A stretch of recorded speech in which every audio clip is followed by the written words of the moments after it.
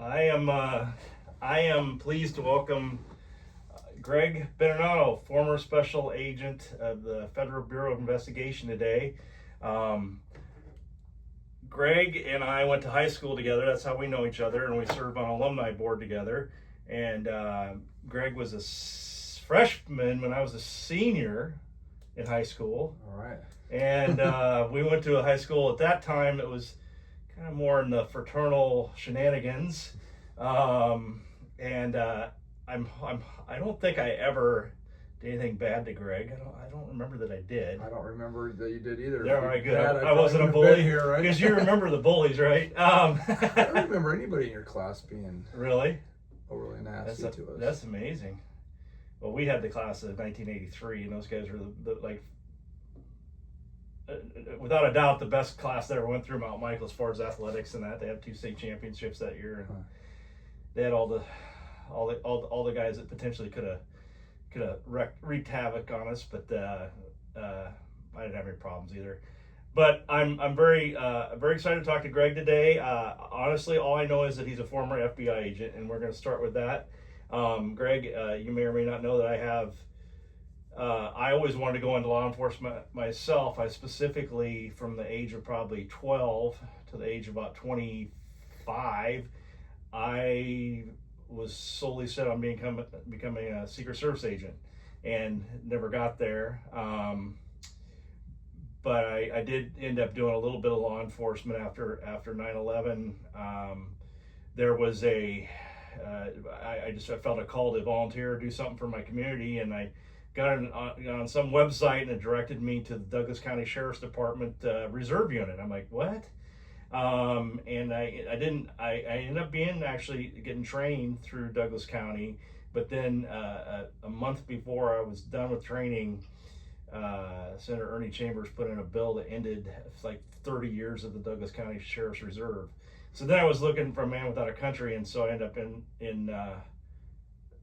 I think I've mentioned on this podcast, Fremont Police Department, as a reserve for 16 years. So being a reserve police officer and being an FBI agent are not exactly the same thing. But the willing to serve, the willingness to be in law enforcement, I suppose, is probably pretty similar. When did you tell me about your journey? How did you become interested in law enforcement, or did you just end up there by luck, or was it a goal, or how did that all work? And welcome to Cowboys Not AKs, Greg. Hey, thank you very much. I hope I'm a cowboy. Yeah, I'm pretty sure you are. But it was a great segue because my interest started at our high school. And there's a guy who ended up being a friend and a family friend, and his sister was our age. She was Lincoln Pius. His dad was an agent based out of Lincoln, Nebraska. And I started talking to this guy, even though he was a couple of years younger than I was. His cousins were my best friends at our high school. Okay. So that's how I met him, and he played sports. He played the same sports I did, tennis and basketball. So he was an active agent when you were in high school? Yes, this guy was an active agent when I was in high school, and I thought he was the greatest thing ever. And talking to him, I decided then and there in high school that I wanted to be an FBI agent. Okay, tell me about your path then. So where'd you go to school? What did you major in? I talked to him about what's the best way to get in the FBI, and this is probably my junior or senior year. It would have been my senior year in high school, I think. So we're talking about the late 80s here, folks. Right, late 80s. And he said at that time they're looking for accountants, military, law enforcement. Cyber wasn't really a huge thing yet. Not yet. Not yet. Foreign language, maybe? Foreign language. So military. I called the office in Omaha, talked to the applicant coordinator. He told me the same thing. And I decided, okay, what's the quickest way that I can do this and the most boxes I can check as fast as possible? So I went to St. John's University in Minnesota. That's and cool. Got an accounting degree. Worst decision, one of the worst decisions I made. So it's not a horrible thing for my life, but my dad was a CPA. Okay. And I called him. Numbers didn't come natural to you? No. Accounting? Oh, it didn't? No. Oh. And I called So you just him did my it because you were sophomore told year. to do it. No, I just did it because I knew that was a box I could check. Right. And if I could do it back, if I could go back and do it again, I love history, and I would have done history, but we didn't have voice dictation back then or AI. You know, it was all writing and typing, and I could do neither very well. So even though I loved it, I decided I'm going to do accounting. I called my dad up, who had a CPA, JD, MBA, everything. I thought, great, and he had his own firm. So if the FBI thing didn't work out, great, I'll just slide into his accounting firm and live my life. He says, that's the dumbest idea I've ever heard. I said, well, what do you mean? He says, you'll hate it. I said, but you like it? He says, I do, but you're not me. I know you. You will not be happy doing this. And the next 3.5 years, school-wise, were horrible for me. I just hated accounting. You were miserable. I was miserable. And then I took the CPA several times and never passed the same parts or as many as I needed to. I passed a few here and there, but then I also decided, I talked to a grade school friend who had gone in the military, gone to Stanford, graduated from Stanford, and enlisted in the Army Reserve. And I said, what's going on? I told him my goal, the FBI. Says, wow, we've got a female in my reserve unit here in Omaha, and she took this path. She went through the Army Reserve, did a foreign language, and she applied for the FBI, got in, the Army released her, and now she's an FBI agent in Los Angeles. So he connected me with her. She told me the path to take, and I had talked to all the different services, and the Army was actually last. My dad was an Air Force vet. He wanted me to go that way. The Navy and Marines, everybody wanted me to go in and take and fill whatever job they had opening at the time. I finally went into the Army recruiter and said, I understand that I can do this program, learn a foreign language, and if I get in the FBI, I'll be released. Oh, by the way, you'll pay my college loans off for me and give me a bonus. He said, yeah, you've obviously done your research. If you hold up your end of the bargain and sign pass here. the stuff, you sign here. And I did, and I was originally slated to go to the Defense Language Institute in Monterey, California for Russian, and partway through basic training, they said, hey, do you want to switch to Spanish? I said, absolutely, I want to switch to Spanish. And I did. That worked out great. Really enjoyed my time in the military. Did a short TDY down to Panama with TDY, what does that mean? Temporary duty with U.S. Southern Command before it moved back to Florida. And while I was there, I got a call to set up an interview or have an interview with the FBI. And I distinctly remember there was a colonel down there that I reported to, and he extended me without my knowledge. I was just an enlisted guy, by the way. So I was an E4. Sure. So pretty low enlisted, and like, I got to get back to the States. I got to do this interview. This whole process is to do this interview, and finally got back there. Did the interview. The interview went fine. Went great, actually. But, and I'm going to back up, I took the initial test at the FBI office in Omaha, which was at that time on, I think it's the downtown, wasn't it? No, it was 100. It was in Old Mill. Oh, okay. The Salvation Army building now. Okay.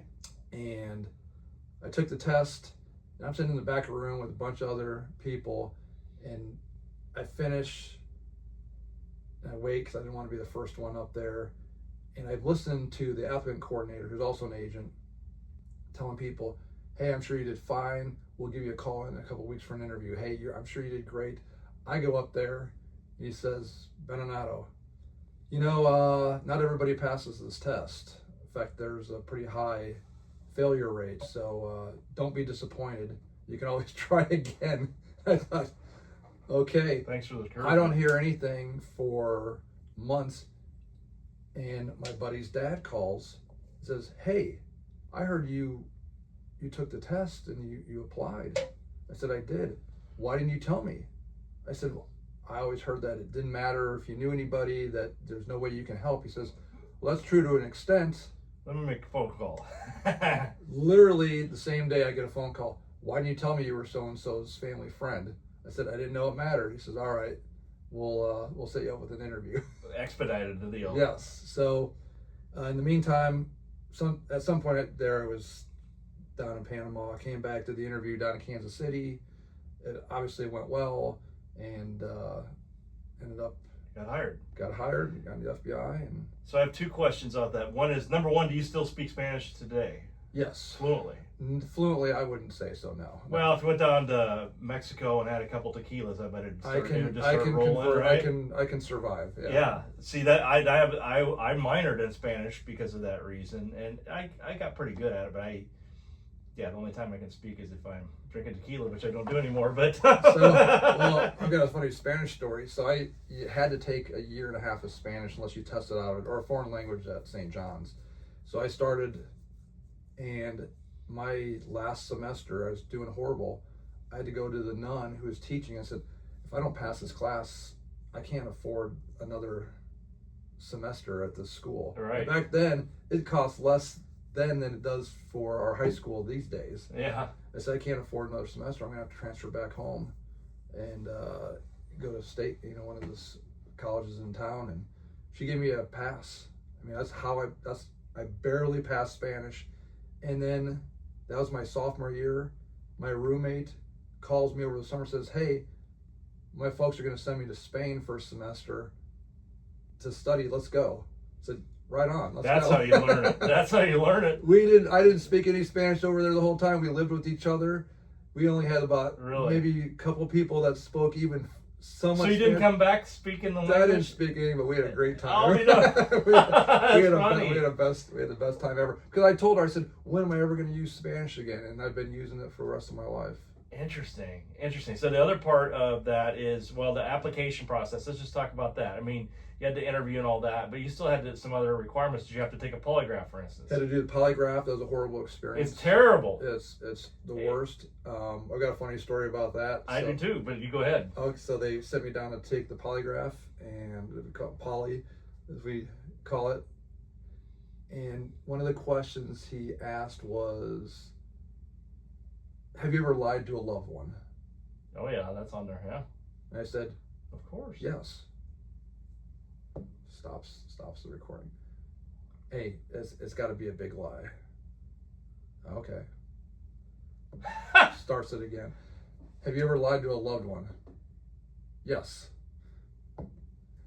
Look, I don't care if you got 2 girlfriends and you tell both of them that they're the one for you and you love them. I mean, this has got to be a big lie. So I see where he's going. And my mind is, if you lie to somebody who loves you, it's a big one. You know, it's just going to be a big one to them. Right. Play. Have you ever lied to a loved one? No? Okay. So we keep going. And the final question is, have you ever cheated on a major test? The only major test I've ever taken, I would say, was the CPA exam. Yeah. I didn't cheat on the CPA exam. I didn't even know how you would. Yeah. And I said, no. So stops everything, gets packed up. And, I'm curious, how'd I do? He said, well, whatever test you cheated on must have been a pretty big one. I said, what? I'm thinking it's along the lines of the love question. He wanted to know. I didn't cheat on any major tests. Right. And I'm like, I thought for sure I was done. I thought I was done. That was it. And I get a call a couple weeks. I don't know if he was screwing with me or what. Psychologically trying to mess with you. But I was sweating it for a week. And you've come out of there, you feel guilty. Even if it's horrible. Yeah, it's horrible because I ask questions like that, or they ask. When I went through, it was for the Iowa Department of back then. I don't know if it's still this way or not. Department of Investigation. Their state patrol had an investigative unit or a patrol unit, and you could actually directly apply for the investigative. That's what I did. Okay. And that's 1991, so probably about the time you were doing it.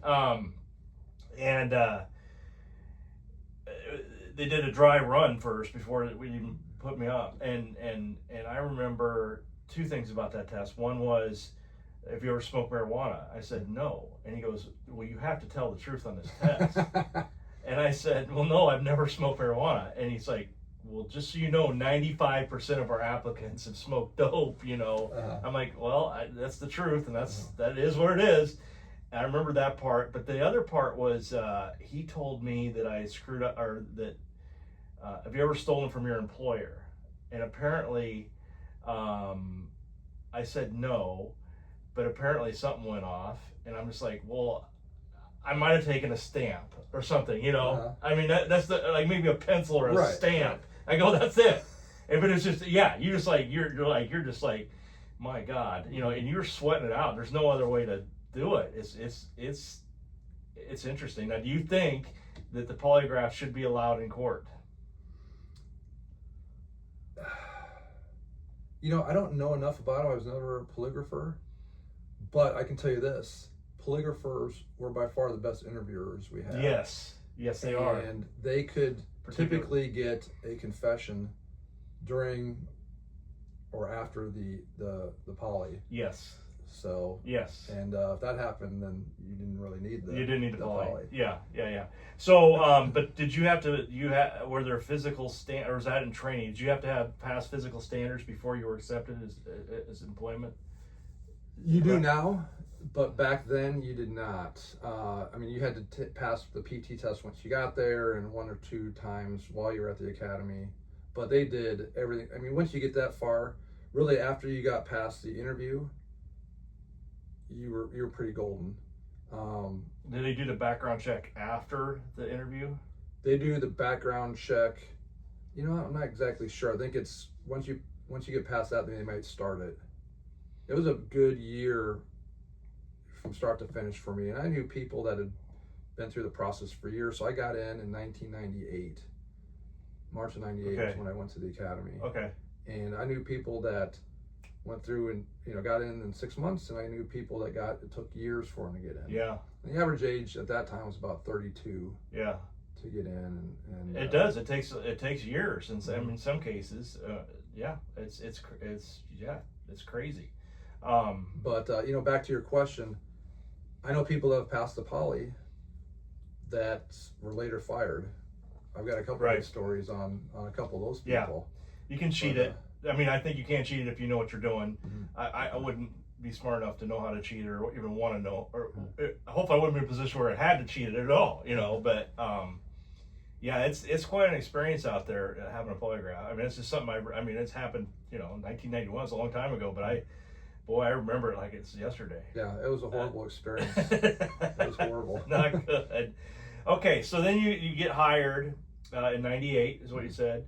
And where did they send you? Is that Glencoe, Georgia? No, it's Quantico, Virginia. Quantico. Marine Corps base Quantico. Okay. The FBI's got a compound. That's where the Few Good Men, the opening scene's The Few Good Men, the movie, right? Is that what that is? It's been a while since I saw that movie, but I'll take your word for it. Okay. That's from the Marine Corps, yeah, I think. Anyway. All right, so how long are you in Quantico? We're at Quantico March until July we graduated. And, that's pretty quick. And so what did that consist of? Well, obviously PT, since we've been talking about that. Yeah. You have to run a mile and a half under a certain time. So I think the first, I think it was 2 miles when it was 2 miles when we were there. So the first morning you get up. I hate running. I do too. I still do it, but I don't enjoy it. Yeah. But we get up and it's still dark outside.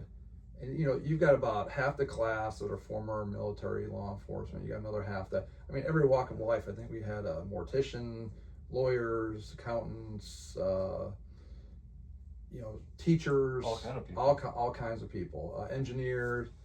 So you had every walk of life. And I remember one of the gals who I'd gone through the whole process with. We're walking in. She was an attorney. She says, "I've never been up before the sun's been up." I'm looking like, welcome to the really? dark.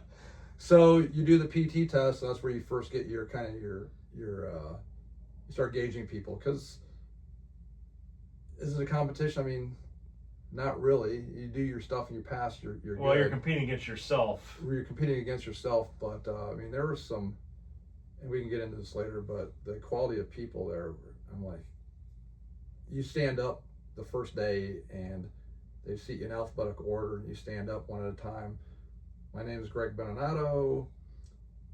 I, was a specialist in the United States Army Reserve. I speak Spanish and And within probably the first 3 or 4 people, I started thinking, well, they made a horrible mistake bringing me here. I said, I can't compete. I don't belong here. And the imposter syndrome going on. Right.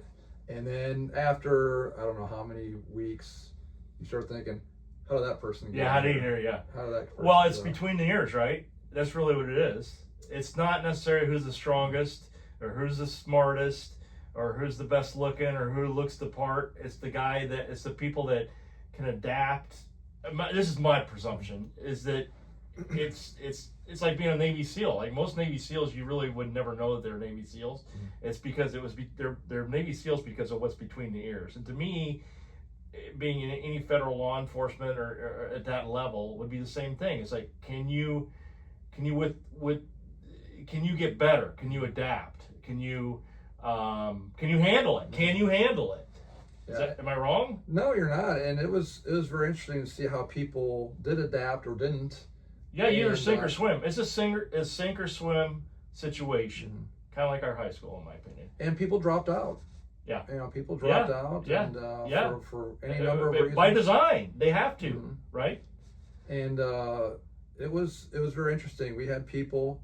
One of the first things they do is they'd had the Miami shootout, a little bit before that. And I think, gosh darn it, I forget the year. That's horrible. I'm not familiar with that, I don't think. But it's the single biggest loss of life in FBI history. So agents got killed and shootout. A couple former military guys were robbing banks and so that was brought up in training. Well, they passed the guns around that were used.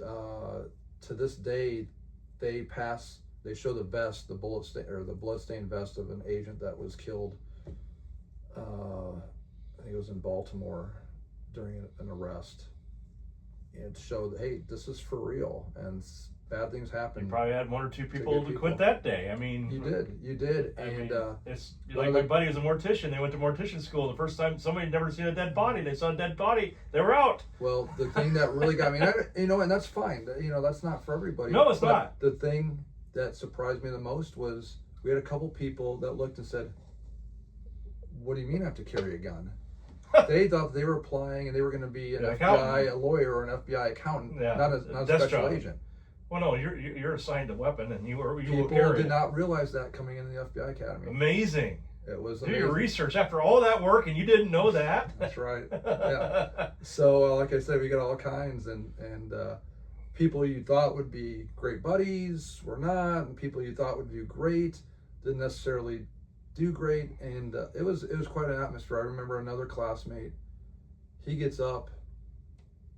Because they said that at the end of the class, there's going to be a grading scale, obviously, and there'll be a class speaker. You choose, chosen from your peers, top shooter, top PT person, top whatever. And I think as a joke, one of the instructors says, "Anybody think they're going to get all that?" And who's going to raise their hand? We've got 2 Navy SEALs in our class, a ranger, we got lawyers and engineers, all these people. Some dude raises his hand. There's always one. Yeah, there's always one guy. He's a banker. His mom and pop own a bank somewhere, and he's gonna get it. And he's looking around like, yeah, I think I'm gonna get it. And at the end of the time, he ended up volunteering himself to be the class speaker. Like, no. But he didn't get all those things, right? He did not. And there's always one guy. I'm gonna do a podcast someday. It's called "There's Always One Guy." Yeah. The saying is, if you can't tell who the douchebag in the room is, it's probably you. Exactly. That's exactly right. That's exactly right. Reminds me of some Mount Michael days. But anyway, that is awesome. So how many went into your class and how many ended up graduating? Gosh, I want to say, I don't know the exact number. Maybe around 50. Less 50 than that. Graduated? No, 50. Oh, went in? I'd say anywhere between 35 and 50. I don't remember how many went in, but then it graduated probably half that, right? Well, we had one gal who graduated and quit immediately. That was it. Oh. And well, she got went some good back. Training, didn't you? She was from Los Angeles. She had been a teacher in Los Angeles. Went back to one sub office just miles from her house, and for whatever reason, she quit. She quit. Yeah, I don't know why. So if you had 50 going in, would you have 25 coming out? No, it wasn't. Look, it's not attrition like It's not like that. Okay. Like that. It's But people dropped out though, didn't they? Before the class was over. Couple people, Just a couple, and people quit after they got out. We had at least one. So if that you got couldn't fired. hold a PT standard, they weren't gonna like throw you out right away. No, if you didn't pass the test, which a good half of our class didn't pass the first PT test, Yeah. they put you on. I think it was called Power PT. Well, it's pretty rigorous standards, isn't it? I mean, you got to do what is it? Push-ups, sit-ups, and Push-ups, sit-ups. miles. Now it's a mile and a half run. Yeah, all that stuff. You know, it's based on the military stuff, but but if you failed it, they put you on what's called Power PT, so you had to get up every morning. I think you had the PT every morning with the group and with an instructor, and maybe once in the after, I can't remember. But if you didn't, if you passed it, which, you know, half of us did, you were on the easy street as far as that went. You got to get up later in the day. You did your PT on your own. Oh, wow. So if you met the standard, you were good to go. Huh. Because you've already shown that, you know, I'm going to come in here. Yeah, you're disciplined enough to be prepared to pass the thing. Right. And I tell you what, we had some animals. It was pretty impressive. Yeah. Okay. So what happens then? Like in cops, you get what's called an FTO, field training officer. Is there a probationary period, like a year probation? 2 years. 2 year probationary Right, from the period. day you start And the do you have a academy. mentor? So you get assigned. Can't think of the duty station, or what do you call it? So the 6th week at the academy at that time, you go up there, and we were told, all right, class 98-7, I think my class was, we need 5 people to go to New York and 5 people to go to LA. And I don't know if that's the exact Anybody want to number. go right now? So decide amongst yourselves, because if you don't, you're just going to get selected. Yeah. And then everybody else, we had a wish list, 1 through 56 offices in order of preference. And, you know, the joke was... What did you want to do? You know, I actually got offered to come back to Omaha because they wanted somebody with prior military who spoke Spanish. And I said, no, I don't want to go back to Omaha. Yeah. And now you're not married at this time. No. Okay. And so they sent a guy in the class before me who had been Border Patrol, Hispanic guy, and they sent him to Omaha. And then I ended up replacing him years later. He rotated out. But so what was your preference? So I think my first one was Chicago. Okay. You know, I wanted a big office. I wanted to work, you know, high speed, fun stuff. Well, New York, baby. And New York, you know, my sister was in New York in college at the time, or right around there. So, but I think maybe Minneapolis, because all my college buddies were in Minneapolis at the time. But anyway, I didn't care. You could have sent me to the moon. And well, where did they send you? Miami. Yeah, baby. And Miami was Espanol. Miami was number 10 on my list. And I went with probably my best friend from the academy, so that was great. We lived right next door. He was married, and I was going to say at the time he's still married, same gal. They're great. We lived right next to each other, and a couple other agents lived there. And he ended up on a drug squad and loved it, spent his entire career in the Miami field office, and I couldn't get out of there fast enough. So how long were you in Miami? I was in Miami the minimum amount of time, probably about 2 years. 2 years. Yeah, so what do they do in the first day? Like what do you walk in? They give you a case, or what do they do? You walk in, and talk about what a small world this is. Walk in, and sometimes you get assigned right to a squad. You know, they look at your resume, your background. And I thought, I speak Spanish. I'm former military. I'm going to go to a drug or violent crime gang. Yeah, real sexy squad. And they put a couple of the new agents on an administration squad. And back to your question on field training officer, we get a training agent, it's called, a senior agent. Well, the supervisor was the supervisor because he had gotten punished. I walk in, he says, Beninato, you're from Omaha?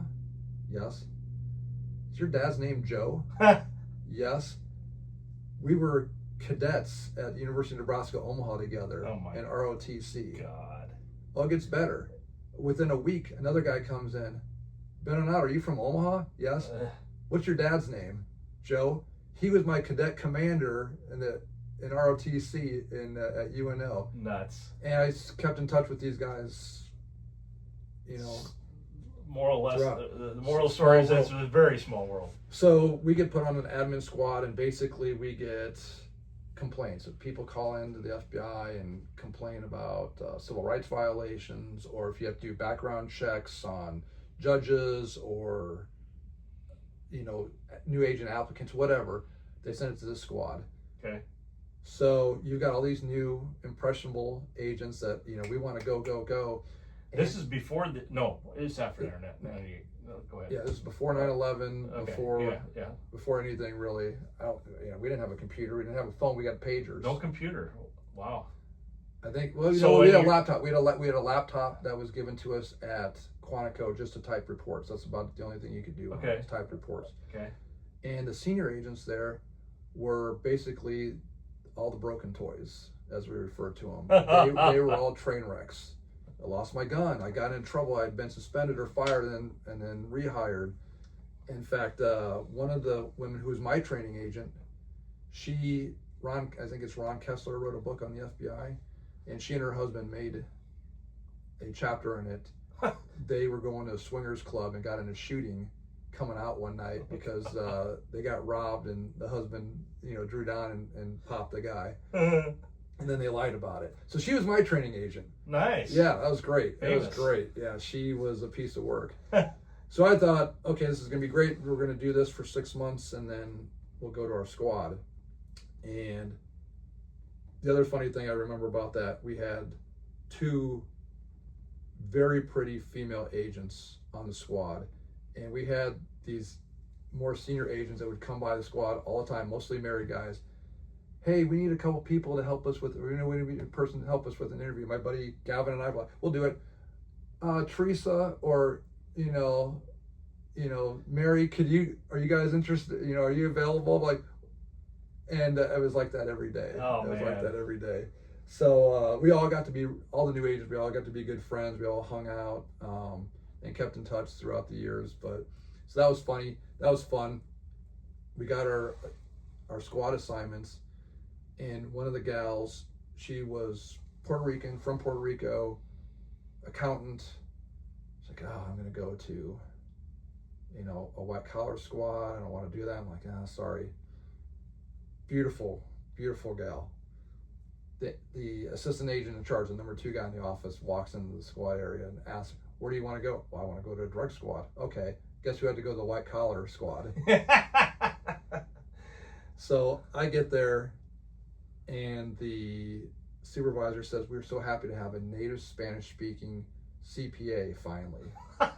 I said, that's great. Who's that? Well, that's you.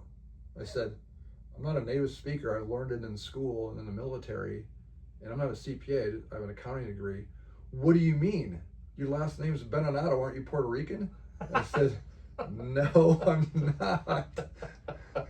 Italian, right? Yeah, and I said, no, I'm not, and I'm not native Spanish speaker either. She couldn't get rid of me fast enough. Like, you should think about volunteering for Puerto Rico as soon as you get off probation. And now my new training agent was a female agent who had about maybe a year in the bureau. Interesting. And they just didn't have, they had done these hiring freezes, and then they'd hire a bunch of people, and it was just, you had these gaps in seniority. So Kind of messy. we had a great squad. The people in the squad were fantastic, but the work was just horrible for me. It was like learning another language. Yeah. And I hated it. So when I learned about Puerto Rico, that you could volunteer to go down there, I called down there, and they said, well, what squad would I have to go to? You can pick whatever squad you want. I said, well, I want like drugs or gang or something. I said, no problem. We'll put you at the offsite, and Off you go. And off I went. So I did 2 years in Miami was all, and then I was off to Puerto Rico, and I ended up staying down there for 4 years. Okay. And that was pretty much the Wild West. That's where you get all your stories from, right? Yes, there's still a lot of stories, and some of my best friends to this day were the guys I served with down there, and that was the Wild West. 4 years Puerto Rico. Yes. Okay. And I'm going to come back and ask some more detailed questions, but I kind of want to get your career outline here. Okay. So after Puerto Rico, then what's next? I got a call from Omaha saying, hey, we heard that you're interested in coming here, you're from here, you speak Spanish. You know, we're losing our Spanish speaker, which is the guy that went out from the academy before me 7 years before. I said, yes, I would love to. And in December of 2004, I got back to Omaha and loved it. I thought stayed here. Well, yes and no. So I was based out of here, but I was able to do these temporary duties, you know, all around the world from here. And it was great because I could always come back home. Okay. And have that, you know, the family So you support. got the best of both worlds. Yes, yes. So some of the temporary duties, where'd you go? Everywhere from, you know, back to headquarters. In DC, I did a year and a half as an instructor at the FBI Academy, which is one of the highlights of my career. It's not really temporary, a year and a half. I mean, that's yeah, they categorize it temporary because they pay you some room and, you know, for expenses, and you know you're going to come back. Right. To where you are. Pakistan, El Salvador, Colombia. Holy moly! And then just, you know, bits, just stuff like, you know, for days or week here or there. So it was. So you retired, ultimately retired in Omaha. Ultimately retired. And when did you retire? Not that long. 3.5 years ago. 3.5 years ago. Mm-hmm. Okay. Pandemic retirement. Yeah. Yeah, nothing to do with that. It didn't have anything to do with it, but that's when you retired. Right. Awesome. And so obviously you're married now and have got kids. Mm-hmm. When did that all come into play? Where did you meet your wife and all that good jazz? Well, we still laugh about this. I can tell you exactly when I saw my wife first. So my sister was at Creighton Law School, and I had just gotten back. So it's the middle of December. 2004. 2004. She says, hey, you want to come to a law school party with me at the J? And, you know, if you went to Creighton or from Omaha. I forgot I got Jasker here. Dang it. You know that the J was a bar right off campus. Yeah. So we go to the J, and that's when I first laid eyes on my wife. And I told my sister, I said, you need to introduce me to that girl. And she comes back, and, you know, Omaha, and especially growing up Catholic in Omaha, everybody knows somebody who knows somebody. Sure. She says, her best friend is so-and-so, but she's got a boyfriend. So I knew he'd screw up sooner or later. I didn't have any idea who this guy was. I love that. And it all worked out. So, I love that. You know, I don't know, a couple of years down the line, my sister calls back and says, hey, that girl, she broke up with her boyfriend. You know, I talked to our mutual friend. Do you guys want do you want to all come out and we'll meet? And there we go. The rest is history. So that's a man on a mission. Mm-hmm. So you get married when? We got married in October, and then she's going to kill me with a 2008. Okay. So you're about halfway, 17 years. Roughly halfway through your career. We just had our 17th anniversary. Okay. So. Okay. And so being an agent, it's tough. I mean, divorce rates in I know Secret Service, I'm sure same thing for FBI, because when you're moving around a lot, it's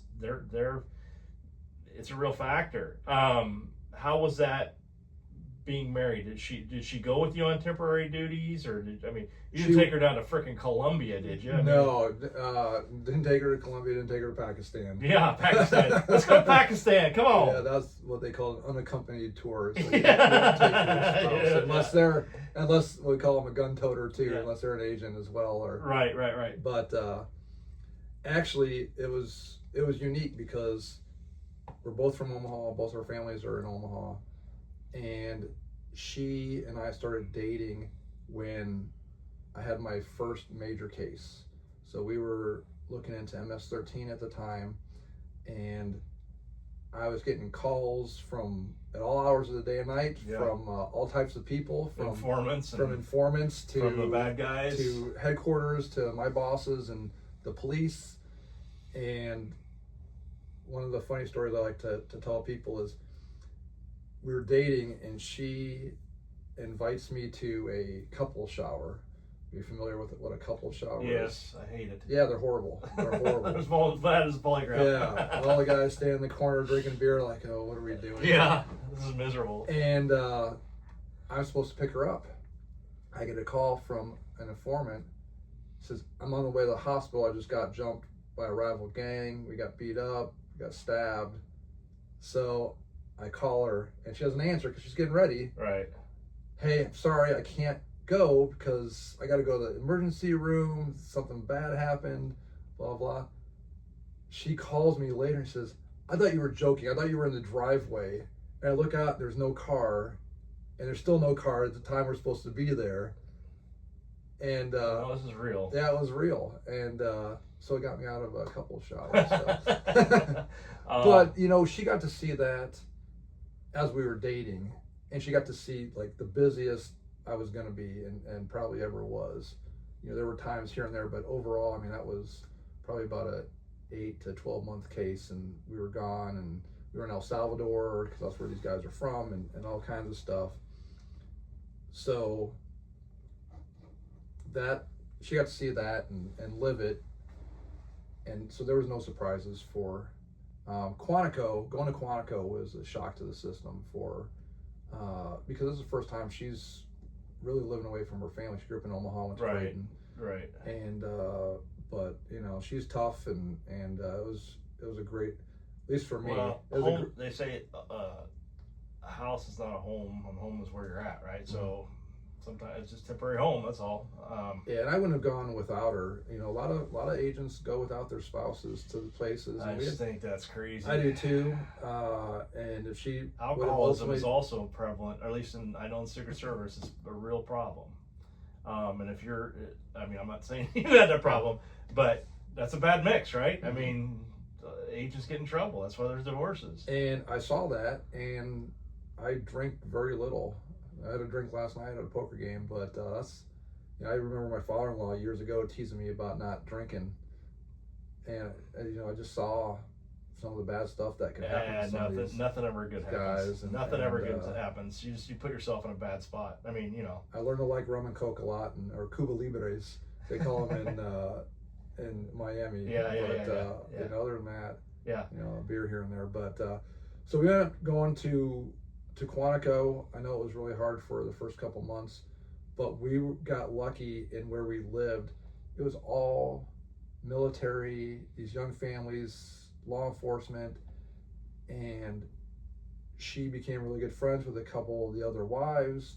One was a Marine, one was married to a Marine, and she still is in contact with them to this day. Fine, yeah. The kids got along great, and it Yeah. was a super safe community. Yeah. You could just let your kids run. Well, it's a great place to live in general. I mean, there's lots of stuff to do in that area. I mean, We got up to DC all the time. Yeah. Saw the museums. Would come back. There's a lot of neat if you're into history at all. I mean, it's cool. It's not a bad place to be at all. And if they're taking care of your rent, I mean, that's great. Oh, we were making money because we rented our house out to a cousin of mine. Sure.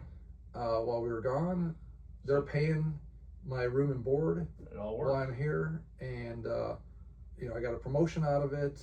It was great. I mean, there was no downside, you know, in the end of this. It was great, and the stuff I learned, and I got to see, and I hadn't volunteered for this position. I thought I was going to be, after this MS-13 case, I thought I was going to go to headquarters and be a gang supervisor in DC.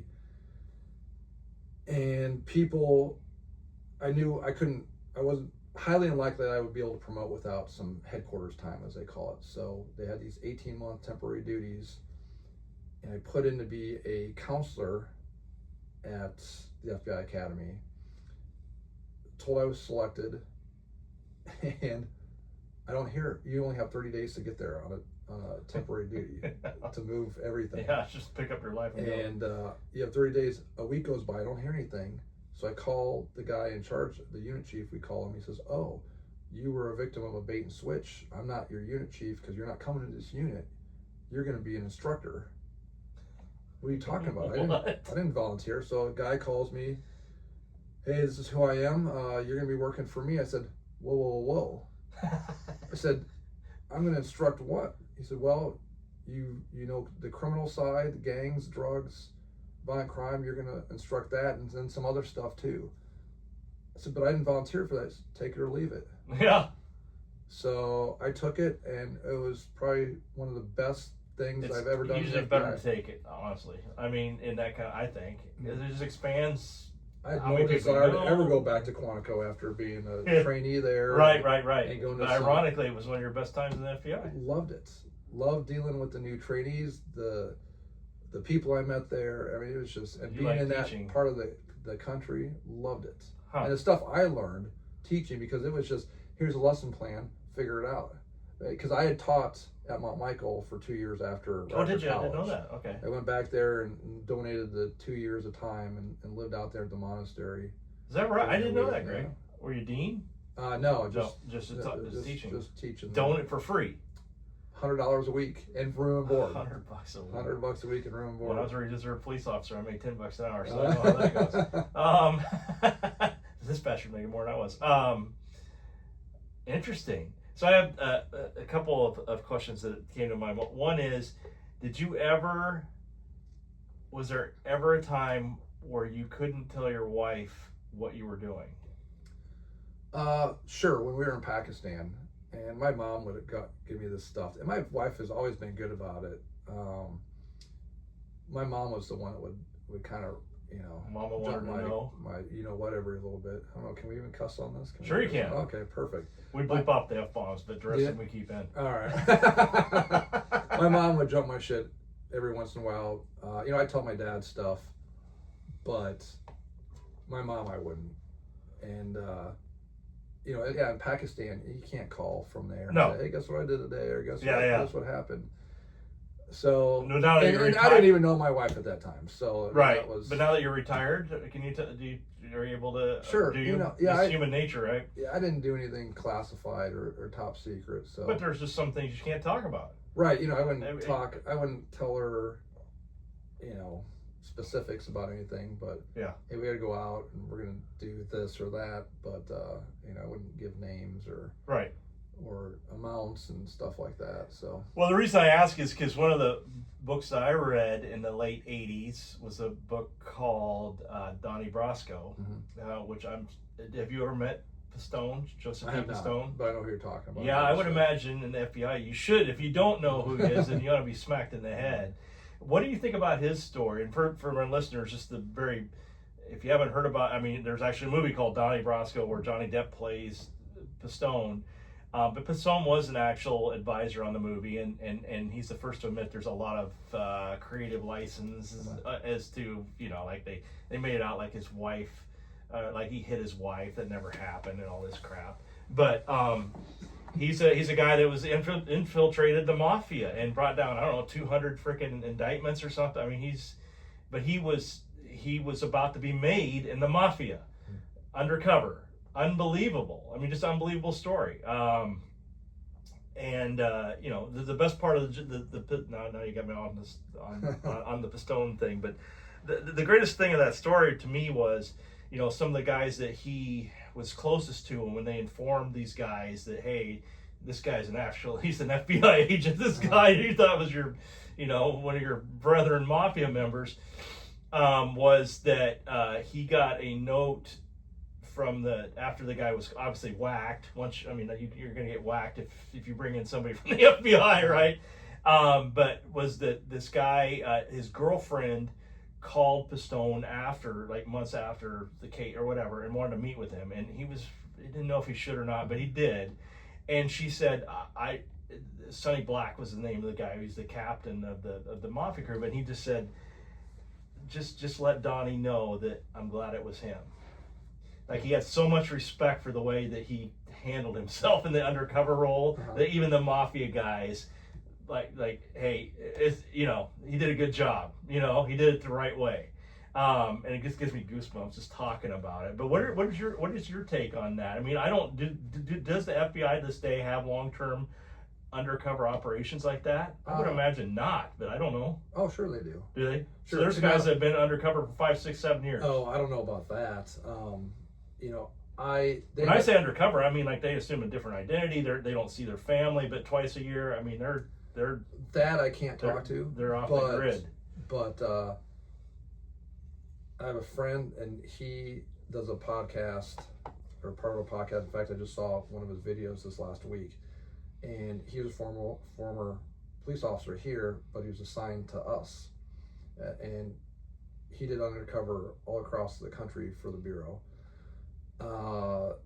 I was on the administrative side, and I was a case agent for some of these undercover cases. Mm-hmm. I did one undercover gig, which I was so nervous. Meaning you were undercover. Yeah, I was undercover. How long? Oh, it was 2 hours or 2 days or 2 months? Yeah, it was just, well, face to face with the bad guy, it was maybe 30, 45 minutes, but it was several telephone calls and some correspondence leading up to it. But, that just wasn't for me. It takes a special skill. Mm-hmm.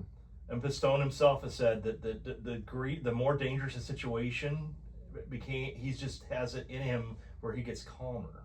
Mm-hmm. I'd freak out because I'm acting and I'm about to have my life handed to me here. It would be rough.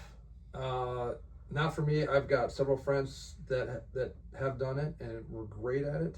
In fact, one visited for the USC game last week, and there's a show called FBI True, I think, on Amazon, and we watched his video on that. Ooh, I checked that out. FBI True on Amazon. True, I'm writing that on down. Amazon, but he and our other friend Sean and Gary, they ended up getting these. I think it was Rembrandts back that were stolen from a Swedish museum. Ooh, real cases. Yeah, these guys, I love them. There's a special school you got to go through to become certified, and it's apparently one of the hardest schools to get through. A lot of washout with that. I think Stone might still teach. He's like 80-some years old. He's still around. I wouldn't be surprised. I mean, the guy's a legend. He's got a lot of knowledge.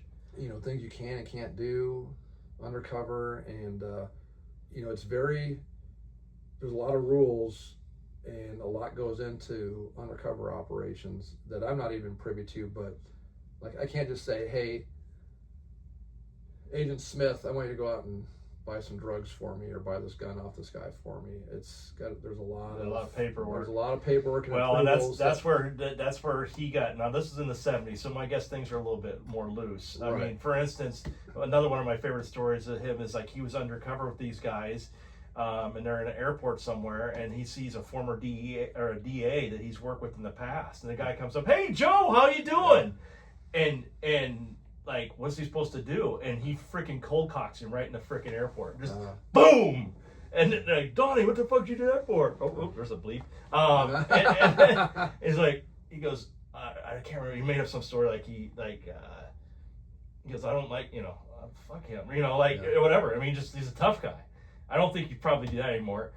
But you have to. I mean, my God, there's the difference between paperwork and the reality of having to survive on the street. Mm-hmm. God bless those guys. Bless them. Yeah. No, they have all said to a person, the undercover school is intense. Yeah. And there's a higher washout rate in that, and probably hostage rescue team selection than any other schools we have in the FBI. So J. Edgar Hoover did not want his agents to go undercover. He thought that it would corrupt them. So, I mean, there's a lot of things to consider there. Yeah, I mean, you got everything from, some of my buddies going undercover, infiltrating white supremacist groups to, white collar groups. Yeah. And everything in between. It's dangerous, and A, it's dangerous. B, they have to worry about the Bureau hanging over their head. I mean, you were a case agent, so obviously there were things that you had to check boxes that you were asking for. Sure. And, which may or may not conflict with this guy's mission. Right. It'd be a difficult spot to be in, I would think. Oh, absolutely. Hey, you can't do anything illegal unless you've gotten blessed, unless the U.S. Attorney's Office or the Department of Justice has said it's okay. So, yeah. These guys and gals really had to think on their feet. I mean, because I'm sure if I remember the movie right, or the book, Pistone was probably told he had to kill somebody, and he did. Well, they were close to. He was going to get made, and that's when the whole thing went. That's when they pulled him out. Yeah. So how do you get out of that? Yeah. And well, he said that if he ever was in that situation, it's kind of like the old saying, "I'd rather be judged by judged by 12 judged by 12 and carried by 6."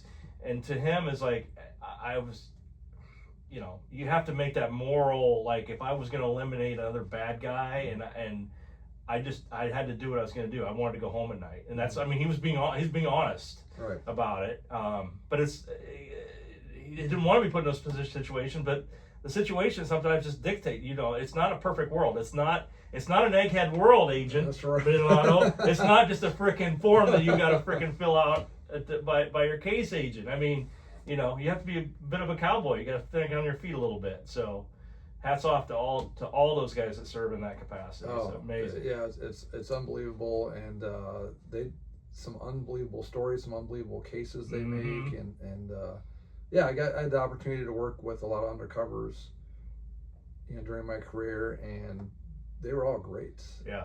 And they made cases. Yeah. Oh, yeah, they do. Because when you're going after a criminal organization or an individual criminal, and you have the word of an informant, or you have the word of an undercover officer or agent, who's the jury going to believe right. most? There's another question I have. Like Pistone couldn't keep notes, for God's sakes. He couldn't, he had to resurrect all this from memory, but a lot of this stuff I'm sure he was feeding the case agent, right? Is that what the case agent is there for? Is like he's downloading that information to the case agent so they have it. Like he can't take notes on a computer and keep it in his apartment, right? Right. Or a longhand or whatever. Is that, and it's amazing because Pistone was testifying in cases, 10, 15 years later. I mean, it took forever. And he had to recall all this stuff. So how does that work? I mean, A, you got to have an undercover that remembers stuff, and B, the case agent comes into play, right? Is that where you came into play? Well, a case agent, or you'd have an agent dedicated to the undercover. Like, hey, you got to meet them, and they'd still have to write up reports too. The undercovers, if they go out on a hard night of drinking with the bad guys, they got to come back and write a report. Yeah. Amazing. That's the other thing about Pistone. I'll shut up about this. Be the last thing I say about Pistone, but is that he doesn't like drinking, and so he would always just drink like half a beer, and that was it. And to me, that's what I mean. You definitely, if you were think about that. What if you were in the mob for like 4 or 5 years, and these guys are like your friends? They're your buddies. You're undercover, and then you're out drinking. Like I would just spill everything, I think, and I'd get killed. So but you'd be surprised. You'd be surprised. You have these ideas about what this person is going to be like. Yeah. Or this group is going to be like, and sometimes it's completely different. We had gang members that didn't drink, that wouldn't do drugs. Well, Bernie Monerick, who's been on this podcast, a former DEA agent I told you about, said, yeah, I mean, I like these guys. I mean, some of these guys, I like them. They're fine. I agree with my wife, like they call the house. He'd call the house. My wife answered the phone. Like they were what? Yeah, that's I wouldn't do that. Well, there was a number that wasn't right. They thought it was going to Colorado. Well, I had an informant in San Juan from Dominican Republic, and I ran him with a native Puerto Rican agent and a Puerto Rican, their version of the FBI, and those guys spoke fluent Spanish. This guy didn't speak English. And this guy, I mean, he was a piece of shit. And we got word that he was providing weapons to be used in murders and hits. So, and I believed it. So we worked with immigration to have him deported. Well, I get a call from an agent at headquarters who had been his handling agent before. Says, hey, I understand that you don't speak Spanish that well and you're having a hard time with this guy. I said, no. I'm the peacemaker. The two native Puerto Rican guys can't stand the guy. I can't stand the guy. He's a piece of shit. Yeah. He needs to go. We have no doubt in our minds that he's doing this stuff that we're hearing about, and that these other agencies are brought to us. We're getting rid of him. Well, so we confront the guy. He says, why don't you treat me like the other agent that called me treats me? I'd go out to dinner with him and his family and do this and that. Like, what? So we have very strict rules. The FBI has extremely strict rules on, handling of informants and socializing or not socializing. Right. In fact, one of my buddies who I mentioned in LA, the two of them, actually the three of us got suspended at one time, through our dealings with an informant. Boy, it'd be frustrating. It was very frustrating because you're balancing trying to get the job done versus trying to obey the regs that may or may not be applicable to you accomplishing your mission. And we could talk about that story for hours. Well, that still burns me about how that whole thing went down. But back to your point, it's hard. And I taught informant training at the academy, and it's hard. Some of these informants you can't stand. I mean, you don't want anything to do with they're pieces of shit. They're absolute garbage. But some of them, life circumstances brought them to this. Yeah. And some of them you can't help but empathize with, and you want to see them succeed. Right. And you said that you mentioned that Pistone got a call from the girlfriend of one of these guys. Yeah. It was probably within the last year. I get a call from a South American country. Like, who's calling me from here? So I pick up. It says, Greg? Yes. Hey, this is so and so. I'm like, what? Yeah. So where I was working at, he had found me on the internet. Yeah. Called where I was working. They gave him my cell phone number, whoever he talked to. Oh my goodness. And he calls, and this guy's a gang member. Yeah. An MS-13 gang member. Oh yeah. And he calls and says, real nice fella, huh? I said, hey, what's going on? He says, hey, I just want to call and thank you. You saved my life. Oh, he's out of it now? Oh yeah, you saved my life. Oh my goodness. I'm back. I got deported. I came back, got deported again.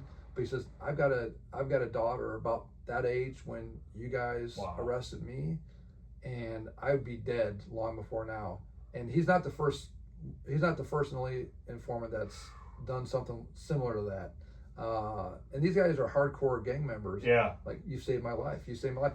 Man, that's talking about job satisfaction. I would think it'd be very rewarding to have a call like that. It is. And even teaching the new agent trainees when we were in the informant training block, I said, look, there was one guy, a lot of these informants, and we could do a whole thing on informants. Yeah. But he had gotten in trouble, and that's why he started cooperating with the FBI and law enforcement.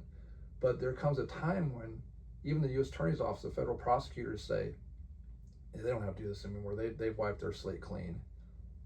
And this guy who was the part, I mean, honest to goodness, MS-13 gang member, tattoos from head to foot, spoke fluent Spanish and English.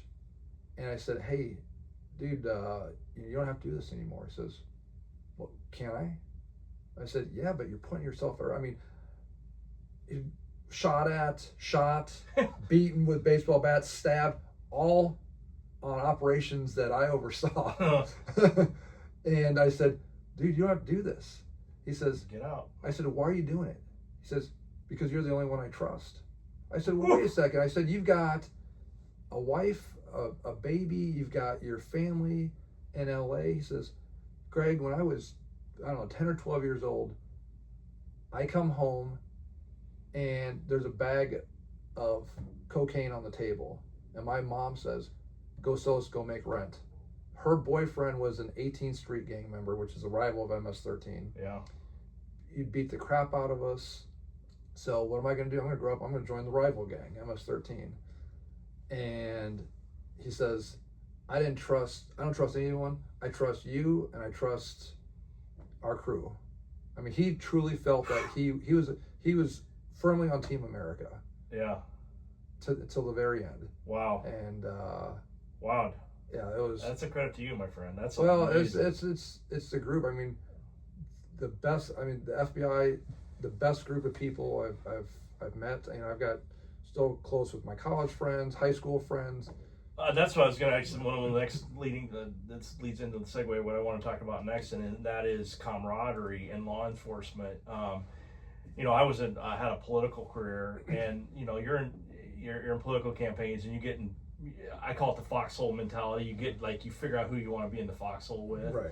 And there are people in law enforcement, I'm sure there's people you didn't want to be in the foxhole with, right. But there's a lot that you do want to. And that developed the camaraderie and the bond that that develops, and for you, the foxhole is real. And, even the local police department is real. Like, if you're in trouble, you know that those guys are going to have your back quickly. They're going to get there, and there's just no feeling that I've ever experienced in my life that's like that. Can you talk about that a little bit? Sure. I would say, that really the first thing I think of is San Juan and the SWAT team down there. Those guys, we still have a thread that we go back and forth constantly. A couple of the guys are still in the bureau, and it's just one of those. It was just such a unique experience. It was such a violent society that you didn't know what was going to happen on a daily basis. Yeah. And you got down there, and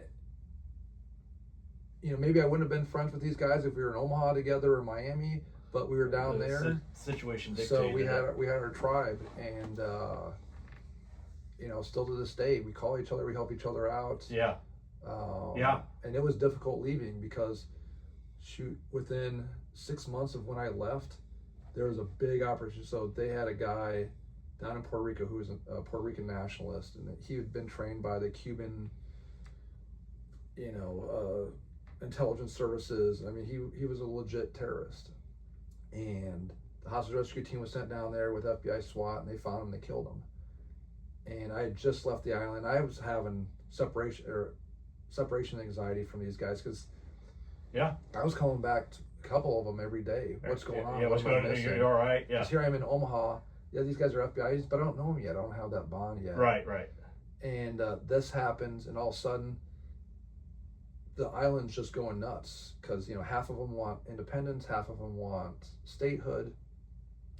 There's no gray area in there. There's no middle ground, and all of a sudden, the FBI has killed their independence guy, their main guy, right, who had killed other people, and they're actively looking in the newspaper. They put out a request for anybody that can find FBI agents' names and home addresses, send them to the newspaper so we can put them out there for people. It was nuts. Crazy. Yeah, I felt guilty not being there. Yeah. Oh yeah. I mean, yeah. It's just unless you've experienced, you can't really describe it. But I know exactly what you're talking about. Now, one of the things I was going to ask you, and Greg, I think I could talk to you for the next 3 hours, but we're not going to do that. One of the questions I asked my friend Bernie Manerick is, I was in law enforcement, and there were even just as a reserve police officer role, there are times where, twice that I can think of personally, where I thought, boy, in the next 10 seconds, I could have my ass handed to me. Like, my life could be expired here in about 10 seconds. Did you have any of those type experiences? How many? And can you share with my listeners what it was all about? A couple of, probably a handful. One quick one was in Pakistan. Yeah. I know, shocking, right? But my partner and I get directed to. We had a couple agents coming in from headquarters, and they were going to go out to the Pakistani FBI Academy and give a presentation, and that I had never seen. It was fantastic. They had linked all the 9/11 hijackers to everywhere, and great presentation. So he and I were sitting in the back of the room, and the two are giving the presentation. Pakistani generals in there that heads the academy, and all these cadets are sitting at attention. They do this great presentation. I'm like, wow, this is great.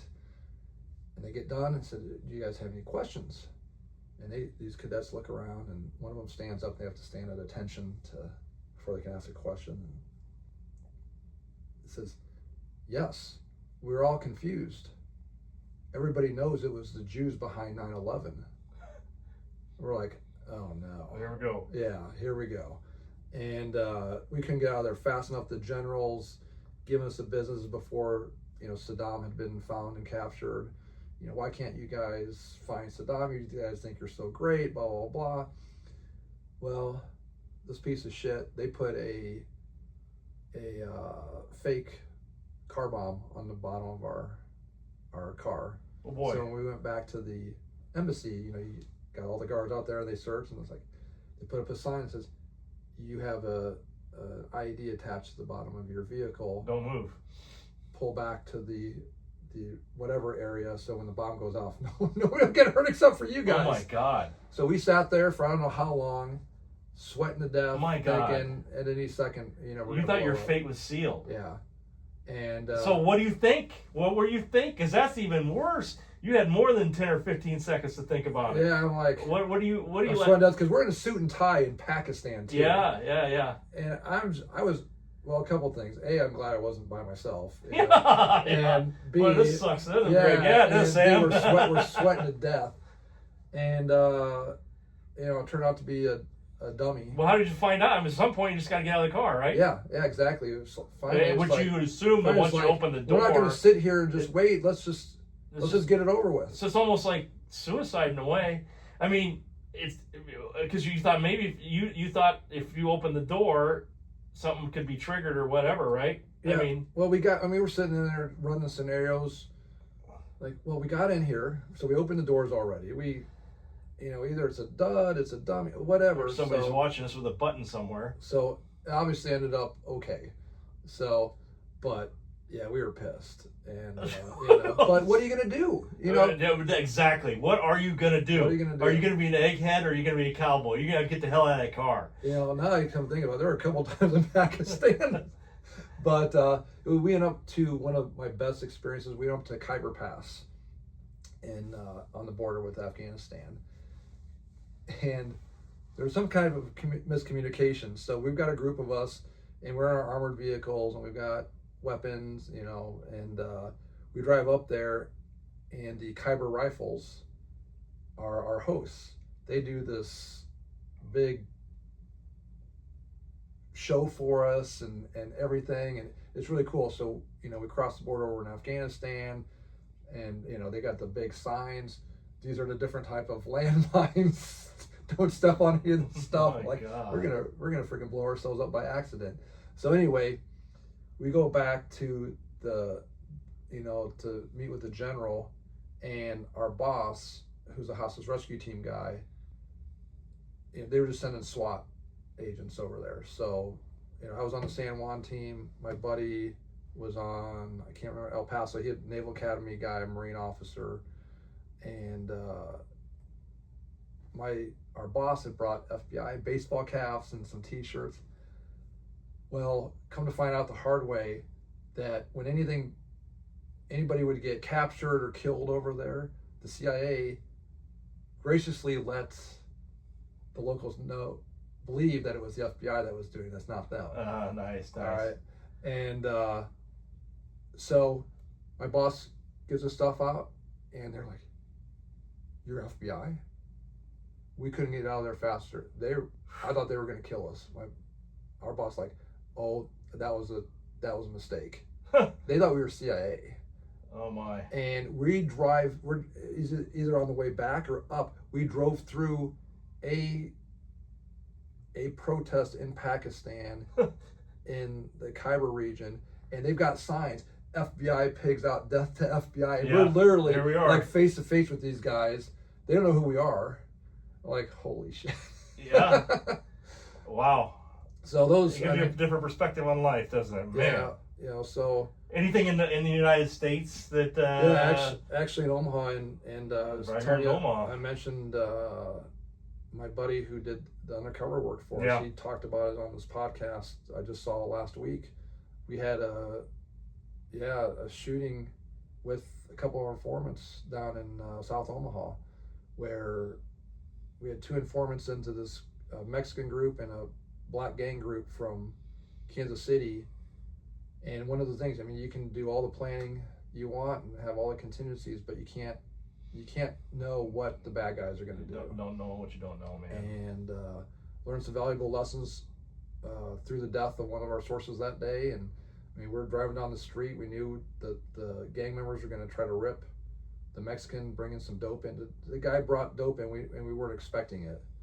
You never bring the dope first, and you never put the money and the dope together. Right. And the gang members realized we could pay for the dope, or we could just steal it. So what are they going to do? So they're going to steal it, and they ended up shooting one of our guys. And you're on scene. I mean, you're there. We're there. We're outside. We knew it was going to be a rip, so the instructions just. Now, are you getting shot at? No. Okay.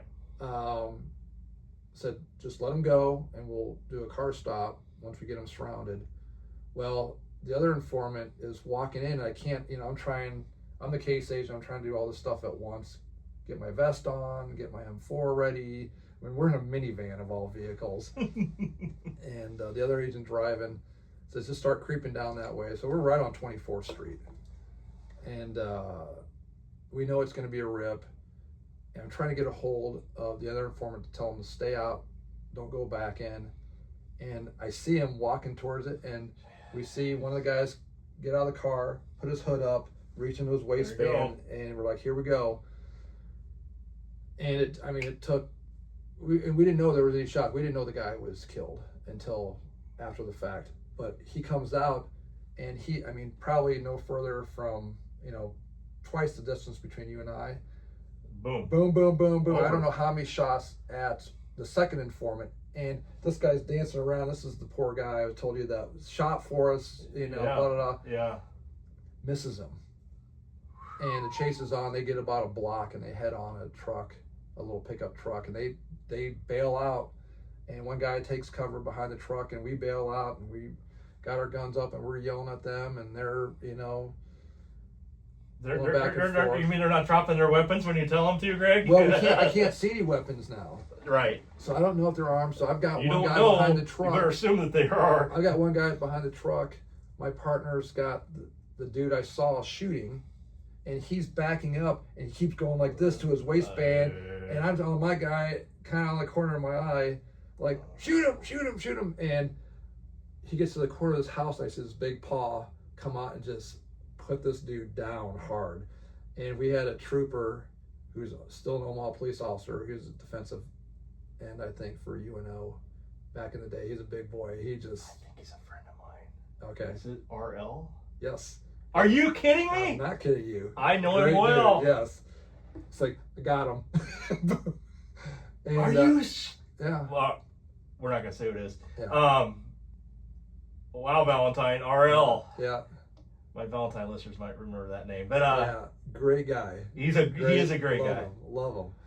I want to say his nickname so bad, but I'm not gonna. Small town, right? I got a great story about him. Okay. And so these guys ended up surrendering, and it wasn't until once everything is calmed down, I get called, hey, so and so's down hard. I'm like, what? And yeah, he, these guys came in, shot him, took the dope from the Mexican who had brought it, and he's chasing them too, because he just got robbed. Luckily, we had so much law enforcement, in the plan that they rolled up behind him and grabbed him real fast. But yeah, that was so like after a day day. like that, have you ever had an adrenaline dump?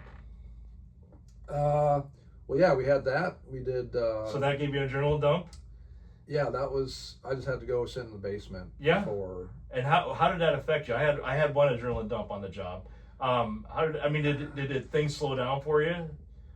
I mean, like, I just whoa, I have to do a report now. I mean, it just. Well, it was, I'm sitting up prone on the top of this lawn, looking down, trying to find this guy behind the bed of this truck. Yeah, you got all kinds of things running through your head. Yeah. I'm thinking, okay, I'm looking at my buddy, thinking, you need to shoot that dude. But I'm like, does this guy have a gun? I can't see if he's got a gun or if he's just hiding. I got this poor guy in the pickup truck. I'm thinking, if I pull the trigger and I'm wrong, I'm going to jail, all these bad things. Yeah. I'm going over my deadly force policy, all this stuff. Oh my God. Yeah. You got people coming out of houses. You got the deadly force policy and you're about to be shot yourself. I'm like, oh my goodness. And, it all. It worked out. Because of the training and professionalism of the agents and the task force officers. We lost that guy.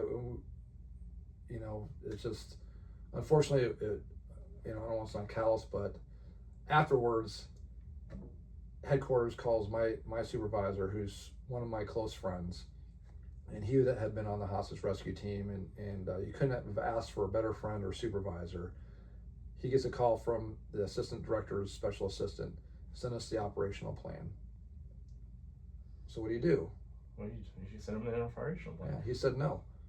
Oh, really? So guess who's the next call's from? The assistant director over FBI criminal division. Yeah. I understand you're refusing to send my guy the operational plan. Yes, sir. There's more to it. I don't think this can paint the full picture. He says, all right, let me make you a deal. I'll stay on the phone with you. You send it to me. I'll go over it with you. If I have any questions, I'll ask you right here, right now. And we'll play it like that. He says, okay. Wow. So he sends it to him, looks it over. He says, tell you guys, great job. Shit happens. Yeah, it does. Well, thank God, huh? He said, you guys, and we all got a plan until we get punched in the face, right. Mike Tyson. And I tell you what, I can't tell you how, even to this day, how huge that is for me. Yeah. And here's a guy that could have just said, we're going to make an example of this guy, or my buddy saying, oh yeah, here you go, Yeah. But there's a lot of press on the FBI, obviously. Yeah. Today, and there always is. But when you get down to brass tacks, I mean, the best people in the world. I mean, and they draw from the best organizations. I think half the bureaus, it seems, are Marines. Military. Just you can't just, okay, yeah, we'll take you. It's just it's hard to get into. I've been part of that process on both ends, applying and as a selection and training, and just some of the best people I've ever met in my life. So. Yeah, there are a lot of great federal law enforcement agents in this country. And of course, you're gonna have your outliers. It doesn't matter what organization. I don't care if you're Boy Scouts or a high school or your grade school or your bake club or whatever. There's always gonna be that. There's always gonna be. It's not perfect. It just isn't. God didn't make everybody fit into this mold of how you're supposed to act, in those situations. So. Yeah, it is what it is. You do your best to screen them out, and usually it takes care of itself. Last question. I mean, again, I could talk. I swear to God, I could talk for another 2 hours. If someone today, today is different than when I went, tried to apply to federal law enforcement agencies in the late 80s, or when you did the late 90s or mid 90s. What advice would you give to somebody, say somebody who's 18, 20 years old or 18 years old, graduating from high school? What advice would you give them now if they wanted to get into the FBI? Well, first of all, you can't just, I'm gonna do this. No, it's not a light yeah, switch. it's a long-term plan, especially so have when you're patience. That young. Have patience and plan it out. That's how it worked for me. And that worked for me. Others, I'm sure everybody had a different path, but call your office. There's all kinds of different programs you can get in. They've got this young leadership course. You can go out to the FBI Academy for like a summer camp. You can do internships at your local offices and at FBI headquarters. And it's not, if you're in the FBI, you don't have to be an FBI agent and carry a gun. There are so many positions out there. I have this conversation all the time with people. I really want to get in the FBI, but I'm super overweight, or I don't want to carry a gun, or this or that. Okay, then there's all kinds of, you can be from mechanics to administrative to we have these surveillance units that are just look like everyday people, but they're not sworn law enforcement. They don't carry guns.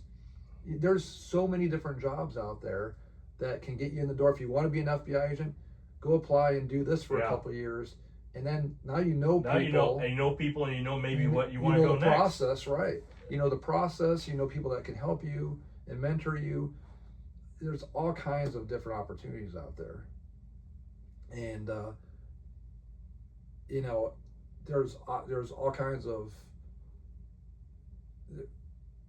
what do I want to say? Competition with the other agencies. Sure. But I tell you what, here in Omaha, holy cow! Some of my best buddies are DE agents. Secret Service is great here. Omaha is very lucky. Nebraska and Iowa, FBI covers out of Omaha, covers both states. Right. The quality. Like I said, you're gonna have your outliers. You're gonna have some dirty cops. You're gonna have some people that are only looking out for their own careers and make bad decisions. But overall, they do a really good job. Yeah. And coming from a place, especially like Puerto Rico, where we'd arrest 100 officers at a time, and they'd arrest the governor down for corruption. People need to realize how good we have it. Yeah, that's right. That's right. Greg, thank you. Great discussion. Thank you for the opportunity. You got it. Awesome. Oh. Let's shut this off and talk about. Well, maybe we'll shut it off.